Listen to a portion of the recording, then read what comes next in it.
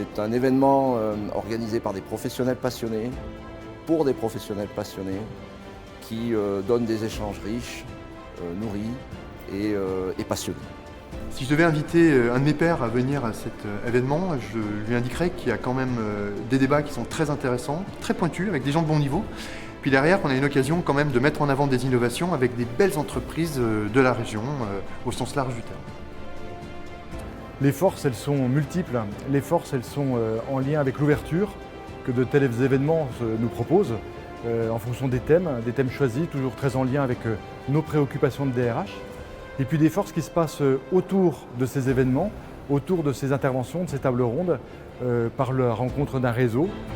De rencontrer des experts dans un certain nombre de domaines ou des homologues de la fonction qui ont les mêmes préoccupations que nous. Pour moi, c'est un temps de rencontre et de partage d'expériences et un temps d'échange autour de thématiques RH qui sont clés et stratégiques. Les ateliers de l'après-midi, c'est l'occasion vraiment de rencontrer des gens qui ont des choses très concrètes à présenter. Et puis le dîner de ce soir, c'est un peu plus prestigieux et voilà, ça donne de la fierté d'être là. Voilà, donc un très bel événement.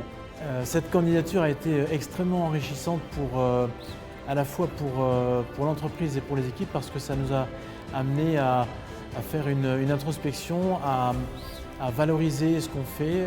Alors donc postuler aux Victoires des leaders du capital humain, en fait, c'est se mettre en route, c'est se restructurer, c'est prendre conscience de toutes les actions qu'on a qui vont dans le sens de la catégorie pour laquelle on postule.